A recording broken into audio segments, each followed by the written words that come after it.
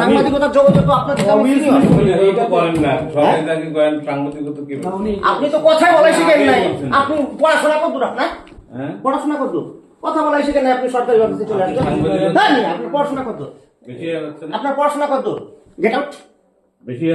video করো তো কিসের ভিডিও করতে কিসের ভিডিও করবে তুমি সাংবাদিক তার পরিচয় কি গেট আউট গেট আউট আসেন আসেন আসেন আপনি আসেন আসেন আপনি আসেন ঠিক আছে ভাই থাকেন দেখা হবে আমার দেখা হবে মানে পেপারে এনে দিতে হবে কত সাল থেকে সাংবাদিক করেন কত সাল থেকে আপনার ছেড়ে দিতে বাধ্য আমি না আমি জানার জন্য না বলবো না আপনার প্রশ্নের উত্তর আমি দিচ্ছি আমার প্রশ্নের উত্তর না না আপনি তো জানেন আমার প্রশ্নের জবাব সে আপনার প্রশ্নের আমি আনঅফিশিয়ালি আগে নিয়ে নিত নিয়ম যে পাবলিশ করতে হয় সংবাদ কিভাবে পাবলিশ করতে হয় সংবাদ কিভাবে লিখতে হয় আপনি তো কথা না বললে কিভাবে আপনার সাথে আন্তরিকতা হবে এই যে দেখেন একটা সাংবাদিক সম্পাদক এসে আমাকে একটা পত্রিকা দিয়ে গেছে যেমনই হোক পত্রিকাটা সে দিয়ে গেছে মানে সে আমার সাথে একটা কোলাবোরেশন চাচ্ছে আমার সাথে একটা ভালো একটা সুসম্পর্ক চাচ্ছে আপনার যেটাই আছে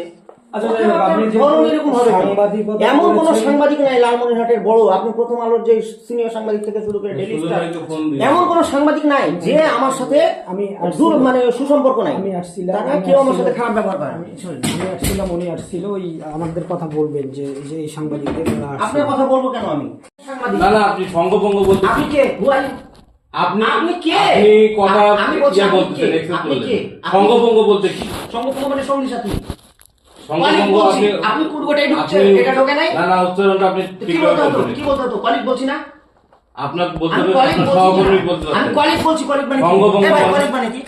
আপনাকে সহকর্মী বলতে হবে সঙ্গভঙ্গ বলার সাথে সাথে কলিগ বলবেন মুখ দিয়ে একটা বের হয়েছে তারপরে আমি কলিগ বলছি না তো মানুষ কি মানে মুখস্থ আমি স্ক্রিপ্ট পাঠ করছি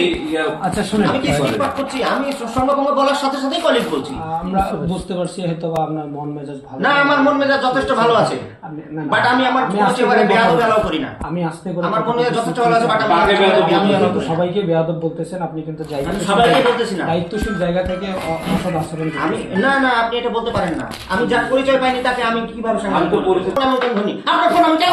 আপনাকে তো চিনি না আপনাকে তো আমি চিনি না কি বলছেন আপনি এই দিনে আমার কাছে আরো কত ফোন আছে আপনি আননোন নাম্বার ধরেন না আমি ধরি না হ্যাঁ আমি ধরি না আননোন আপনার নাম্বার পরিচয় দিয়েছেন আপনি এখন পর্যন্ত আপনার পরিচয় দেননি আননোন আপনাকে এসএমএস করতে হবে তারপর আপনি ফোন ধরবেন আমি আপনাকে চিনি না আপনার ফোন কেন ধরবো আচ্ছা পেছান না আমি আমার কাজ করতেছি ওনার কাছে তো আমার শুধু একটু ব্যাপার জানার দরকার এই বিষয়ে উনি কি পদক্ষেপ নেবেন এত তো বাড়া দরকার না ভাই আপনি আমার বাসায় এখানে আমার একটা কথা শুনেন এটা আপনি আমার কাছে মুখ নিবেন কেন আর এটা তো এমনি লিখে দাও টিকিট ছাড়া একটা মানুষ ট্রেনে উঠবে কিভাবে এটা কোন নিয়মের মধ্যে পড়ে এটা বলার কিছু আছে আপনার যে ক্যামেরা অন করতে হবে এটার জন্য শুনেন জাস্ট খালি আপনার বক্তব্য আপনি তদন্ত পাঠিয়ে ব্যবস্থা করুন না আমি ভিডিও করব না দিতে নাই বাদ দেন আপনি আমার জবাব পেয়ে গেছেন হ্যাঁ এই বিষয়ে ডিএমই কাকে আমি জিজ্ঞেস করছিলাম যে কত সালে তারা কিন্তু সাংবাদিকতা আচ্ছা দেখে রাখ করেন আমি সাংবাদিক আপনি কি জানেন আমি বাংলাদেশের প্রথম শিশু সাংবাদিক ইউনিসেফ থেকে নিয়োগ পাওয়া এনসিডিএফ করছিলেন আমি বাংলাদেশের প্রথম শিশু সাংবাদিক শিশু প্রকাশ নামে যে সংবাদ সংস্থা আছে ম্যাথ লাইন মিডিয়া সেন্টার সেখান থেকে আমি